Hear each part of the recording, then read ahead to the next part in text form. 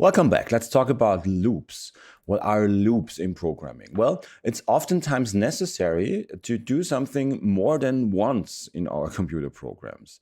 That's a way to control the flow in your program. We said that we've got conditionals like if then, where we make a comparison. If a comparison is true, then we execute one part of our program. Otherwise, else, we execute another part of our program. And loops are sort of a way to do certain blocks of code multiple times. When and why would that be necessary? Well, think about maybe a literal example of using a loop. I'm sure you've got a way to play your favorite songs on your smartphone, like Spotify or Apple Music or Amazon Music or whatever you're using. And you've got a player app there installed on your phone, and there's a way to play playlists, right? A collection of your favorite songs.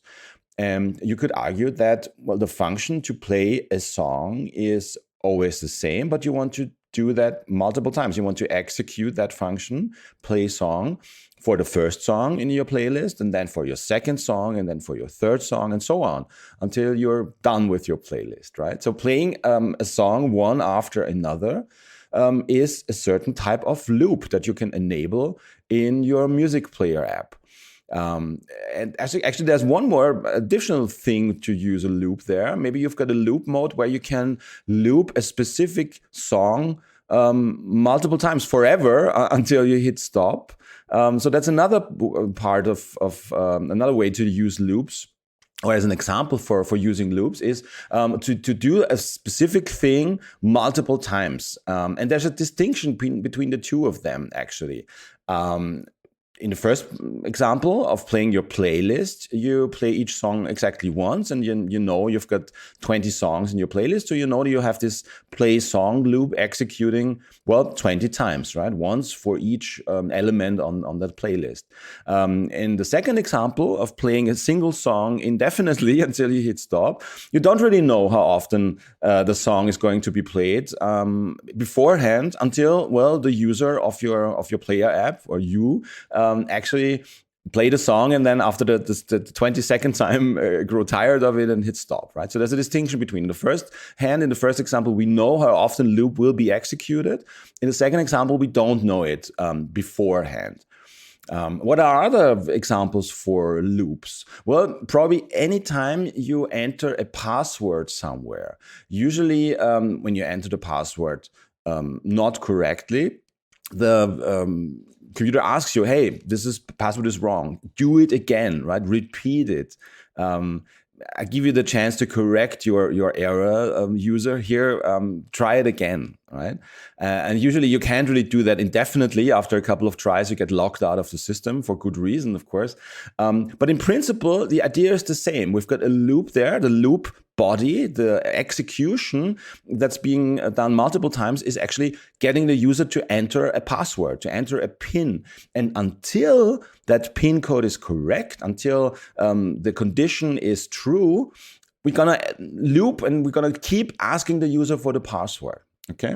Another example for a loop, sending an instant message to members of your group in your IM application, like on WhatsApp or chat, Apple, iMessages, whatever you're using. You can define a group of your favorite contacts. Maybe you've got a family group, and a message you enter in that group is going to be sent to each and every single one of the members of this group here. Okay, so you could say that this is also a loop, and a message that you enter is being taken and is being sent to the first member of your group, to the second member of your group, to the third member of your group, and so on. Okay, so this single message sending function is being executed multiple times in a loop across the members of your chat group there. So anytime you've got a collection or a list or maybe an array of some sort, so meaning we store sort of related data items together, and you want to execute a certain function on each and every single element of this list, of this collection, like printing multiple documents in a folder, or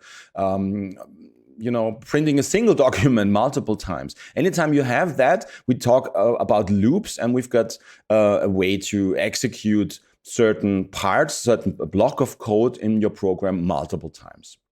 So again, I invite you, try to identify loops where you are entering or encountering loops in your daily life. They can be a little tricky to spot, sort of from the top, from outside. If you're not really the coder, if you're not really don't know what's going on underneath, so to say, because you don't really see the program being executed. You're just the user of it, like you're standing in front of the ATM. But anytime you see something being done multiple times, exactly the same or very similarly, then chances are that there's a loop in place. There's something that's being executed multiple times, and there's a certain condition or a certain number of repetitions that this block of code there is being executed.